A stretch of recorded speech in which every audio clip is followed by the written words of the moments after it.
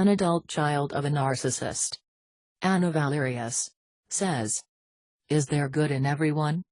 You've been psychologically tortured and abused by a narcissist/sociopath/psychopath family member. You finally tell another family member what you've experienced. What you get back from this person is a sermon on how there is good in everyone. You haven't looked hard enough for it. Everyone has redeeming features. If you haven't found them, then you are just not looking."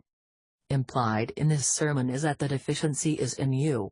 Also inherent in these comments is the belief, perpetuated by humanistic psychology, that everyone is basically good. There is no room in this anthropological theory for the concept of evil. Bad people don't exist. Malevolence is a figment of your imagination. The person who says things like this to you has something to gain. Perhaps they are trying to keep you from rocking the boat. Maybe this land of denial they live in is how they keep from having to deal with anything difficult. Fear of confrontation. Fear of standing on principle.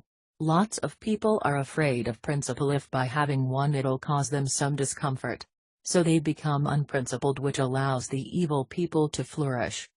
So, let's get back to the idea that you just need to look harder and find the good in the person who makes a living by sucking your life from you. First of all, if you have to hunt that hard to find some good in someone, it simply isn't there. Another thing is this: there are many deeds a person can do that can appear to be good but are not. Look closely and you'll see the good done by a consistently evil person is self-serving. They try to appear good in certain situations, i.e. when others are looking, so as to get away with being evil. It is a ruse. A guise. An occasional good deed does not weigh the balances against a consistent life of bad deeds. Let's look at a historical figure. I think most reasonable people can agree that Hitler was an evil man. His complete obsession with wiping the Jews, Gypsies, people of Slavic origin, mental deficients and the physically impaired off the face of the planet seems to be sufficient evidence to decent people that this man was an evil psychopath. What good deed could he do that would be adequate to the task of mitigating his evil? Again, reasonable minds could probably agree that nothing he could do would be good enough to outweigh the vast evil of his homicidal hatred of certain classes of people. Some people have actually tried to find the human side of Hitler. He loved animals. He was vegetarian. He was able to unite Germany. These are some of the things brought up by apologists for Hitler who try to minimize his evil. He wasn't evil, he was misunderstood. He was a little misguided in some respects, but he was a great leader. Okay, if that works for you, then you can go surf off somewhere else, because I can't say anything that you will agree with. The truth is that there was no good in Hitler that could outweigh his evil deeds. It is rare for a malevolent, evil person to have no qualities that can be construed to be good.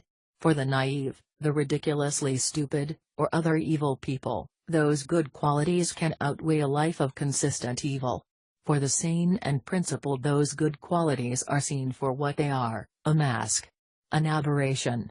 Yes, for the evil person a good deed is an aberration. So what if you can find some good in an abusive person? If you have to hunt around, stretch your imagination or rack your brain to find the good, then, honey, it just ain't there. Face facts. Don't let yourself be confused by the silly idea out there that if you can find one good thing in someone, then you have proof positive that person is not evil after all. It is that kind of thinking that will keep you enslaved.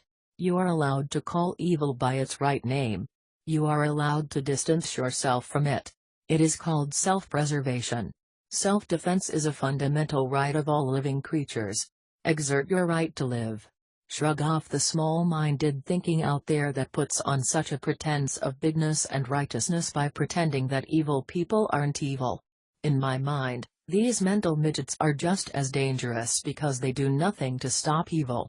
Their stupid philosophy perpetuates evil. Distance yourself from the evil people in your life, and that includes the idiot who tells you to hunt for the good in an abuser. And that includes the idiot who tells you to hunt for the good in an abuser.